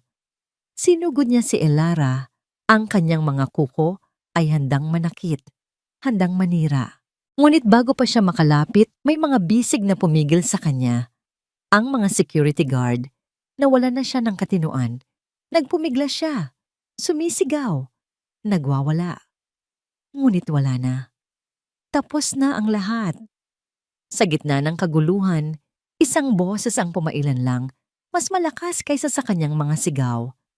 Ang boses ni Marco, na ngayon ay nasa entablado na, kinuha ang mikropono mula sa kanyang ina. Tumingin siya ng diretso sa kanya, ang kanyang mga mata ay walang buhay. At sinabi niya ang mga salitang tatatak sa kaluluwa ni Isabel habang buhay. Isang hatol na mas masakit kaysa sa anumang parusa. Tapos na ang lahat. Ang hangin sa bulubunduking lugar ng Rizal ay sariwa at malinis. Malayo sa usok at ingay ng Makati. Dito, ang tanging maririnig ay ang huni ng mga ibon at ang mahinang tawanan ng mga bata. Nakatayo si Marco Velez sa harap ng isang bagong tayong gusali. Simple lang ito, gawa sa kawayan at kahoy, ngunit matatag. Sa arko sa pasukan, may nakaukit na mga salita. The Lina Foundation Learning and Livelihood Center. Isang taon na ang nakalipas mula sa gabing iyon, ang gabing gumuho ang kanyang perpektong mundo para lamang magbigay daan sa isang masakit, ngunit kinakailangang katotohanan. Ang mga sumunod na araw pagkatapos ng party ay malabo sa kanyang alaala. Isang sunod-sunod na kahihiyan, mga headlines sa dyaryo, at isang mabigat na katahimikan sa loob ng Velez Mansion. Inayos ng kanyang ina ang lahat. Ang pamilya, Reyes ay tuluyang bumagsak sa utang at kahihiyan. Si Mateo ay nahaharap sa kasong kriminal at si Isabel ay naglaho na parang bula. Ngunit ang pinakamabigat na pasanin para kay Marco ay ang pakikipag-ayos sa sarili niyang ina. Sa unang pagkakataon, umupo sila, hindi bilang CEO at matriarch, kundi bilang mag-ina. Doon, sa harap ni Elara, inamin ni Marco ang kanyang pagkakamali, ang kanyang pagiging bulag, ang kanyang pagkabigong makinig sa sarili niyang puso na nooy nagdududa na. At higit sa lahat, humingi siya ng tawad sa sakit na idinulot niya rito nang itaboy niya ito, ang sarili niyang ina, mula sa kanilang tahanan. Walang panunumbat na narinig si Marco. Tanging isang mahigpit na yakap at mga luhang matagal nang pinipigilan. Mula sa abo ng mga kasinungalingan, isang bagong layunin ang isinilang. Itinatag ni Marco ang The Lina Foundation, isang organisasyong nakatuon sa pagtulong sa mga mahihirap, lalo na sa mga kababaihang tulad ng mga kasambahay na minsan niyang hinusgahan. Ito ang kanyang paraan ng pagbabayad puri. Ang kanyang paraan para bigyang karangalan ang pangalang Lina. Isang paalala hindi ng isang katulong, kundi ng sakripisyo ng isang ina. Sir Marco, handa na po ang mga bata. Isang boses ang pumutol sa kanyang pag-iisip. Ngumiti siya sa isang social worker. Salamat, Loida. Ngayon ang formal na pagbubukas ng kanilang unang community center. Habang naglalakad siya patungo sa maliit na entablado, nakita niya ang kanyang ina na nakaupo sa unahan. Ang mga mata nito ay puno ng pagmamalaki. Sa tabi nito, ang mga dating kasambahay, kasama si Manang Celia, na ngayon ay mga aktibong miyembro na ng foundation. Tumayo si Marco sa harap ng mikropono. Tinitingnan ang mga mukha ng mga taong naroon.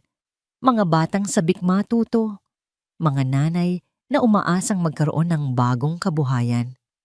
Magandang umaga po sa inyong lahat. Simula niya. Ang kanyang boses ay kalmado na, puno ng isang kapayapaan na ngayon lang niya natagpuan.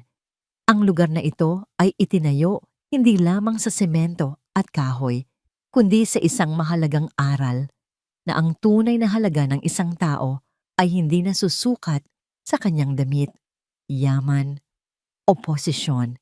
Ito ay nasusukat sa kabutihan ng kanyang puso. Sa kabilang dako ng bansa, sa isang maliit at malinis na home for the aged sa probinsya ng Laguna, isang babae ang matiyagang nagpapakain ng lugaw sa isang matandang ulyanin na. Ang kanyang buhok ay nakatali lang sa isang simpleng ponytail. Ang kanyang mga kuko ay walang kulay. Ang kanyang suot ay isang simpleng uniform ng isang caregiver. Dahan-dahan lang po, Lola Remedios, sabi niya sa malambing na boses. Isang nangiti ang gumuhit sa labi ng matanda. Salamat, iha. Ngumiti rin pabalik ang babae. Isang nangiting hindi na kasing perpekto ng dati. Wala na itong kinangnang kamera o paghanga ng lipunan. Ngunit ito'y totoo. Pagkatapos mawala ang lahat, ang pera, ang pangalan, ang pag-ibig, natagpuan ni Isabel Reyes ang kanyang sarili sa paglilingkod sa iba. Sa bawat pag-aalaga niya sa mga matatanda, unti-unti niyang nahuhugasan ang dumi ng kanyang nakaraan. Hindi pa siya ganap na malinis, ngunit natagpuan na niya ang kapayapaan. Bumalik sa Rizal, pagkatapos ng seremonya, abala si Marco sa pagtulong sa pamimigay ng mga school supplies sa mga bata nang may isang aksidenteng nangyari. Isang bata ang nadulas at nasugatan ng tuhod. Mabilis na nagkagulo ang mga tao. Tumawag ng nurse. May volunteer nurse ba dito? Mula sa karamihan, isang babae ang mabilis na lumapit. Simple lang ang kanyang anyo, nakasuot ng puting t-shirt at maong, ang kanyang buhok ay nakapusod. Lumuhod siya sa tabi ng umiiyak na bata. Shhh! Tahan na. Titingnan lang ni ate, ha? Sabi niya sa isang boses na mahinahon at puno ng kalinga. Maingat niyang nilinis ang sugat at nilagyan ng benda. Sa loob ng ilang minuto, ang bata ay tumahan na at tumatakbo na ulit. Nakatayo lang si Marco sa di kalayuan, pinapanood ang lahat. May kung anong humila sa kanya palapit. Salamat sa tulong mo, miss. Tumingala ang babae. Ang kanyang mukha ay hindi pamilyar, ngunit ang kanyang mga mata ay puno ng kabaitan. Isang tunay na kabaitan, hindi isang pagpapanggap. Maya po. Maya Cruz, isa po ako sa mga volunteer nurse ngayon, sabi niya, ngumiti. Marco Velez, sagot niya, inilahad ang kanyang kamay. Nang magdikit ang kanilang mga palad, may isang simpleng kuryenteng dumaloy, walang paputok, walang mabagal na paggalaw ng mundo. Tanging isang tahimik na pagkilala, isang pakiramdam ng pagiging komportable. Alam mo, sabi ni Marco, hindi binibitawan ang kamay nito. Masarap pala ang kape dito sa bundok. Baka gusto mong magkape muna. Bilang pasasalamat ko, tumawa si Maya, isang tawang simple at totoo. Sige ba? Pero pagkatapos nating maubos ipamigay ang lahat ng yan, itinuro niya ang mga kahon ng mga gamit. Tumango si Marco. Habang magkatabi silang nag-aabot ng mga notebook at lapis sa mga bata, paminsan-minsan ay nagkakatinginan sila, nag-uusap, nagtatawanan. Sa unang pagkakataon sa loob ng mahabang panahon, ang ngiti ni Marco Velez ay umabot sa kanyang mga mata. Hindi na siya naghahanap ng perpekto, hindi na siya naghahanap ng isang fairy tale, dahil sa wakas, naintindihan na niya. Ang tunay na pag-ibig ay hindi matatagpuan sa karangyaan ng isang mansyon o sa kinang ng mga diamante. Ito'y matatagpuan sa simpleng kabaitan ng isang puso, sa isang sulok na kamasid si Doña Elara. Isang maliit, payapang nangiti ang gumuhit sa kanyang mga labi. Ang unos ay tuluyan ng humupa. Ang puso ng kanyang anak ay nagsisimula ng humilom. At sa wakas, pagkatapos ng lahat, ang lahat ay nasa tamang lugar. At dito nagtatapos ang kwento ng mga pusong sinubok ng kasinungalingan, pinatatag ng katotohanan, at pinaghilom ng tunay na pagmamahal. Mula sa kaibuturan ng aking puso, isang taos-pusong pasasalamat sa inyong walang sawang pagsubaybay sa bawat kabanata ng ating kwento. Ang pagsulat nito ay isang paglalakbay na puno ng iba't ibang emosyon. Bawat luha ni Doña Elara bilang si Lina, bawat pagdududa ni Marco, at bawat desperasyon ni Isabel ay tila naramdaman ko rin. Sana, sa pagtatapos ng lahat, may isang aral na manatili sa ating mga puso, na ang tunay na yaman ay hindi nakikita sa kinang ng alahas o sa karangyaan ng pamumuhay, kundi sa busilak na kalooban at sa kakayahang magpatawad, hindi lang sa iba, kundi pati na rin sa ating mga sarili. At higit sa lahat, sana'y lagi nating tandaan na kahit sa pinakamadilim na gabi ng ating buhay, laging may pag-asang naghihintay sa pagsikat ng bagong umaga. Ang inyong mga komento, reaksyon, at saloobin ay napakahalaga sa akin. Hinihikayat ko kayong iwan ang inyong mga mensahe sa comment section sa ibaba. Sabihin ninyo sa akin, ano ang pinakapaborito ninyong eksena? Anong aral ang inyong natutunan? Hanggang sa ating muling pagsasama sa susunod na kwento. Maraming salamat po at naway manatili sa inyo ang pag-ibig at pag-asa. Nagmamahal, Kwentong Damdamin TV.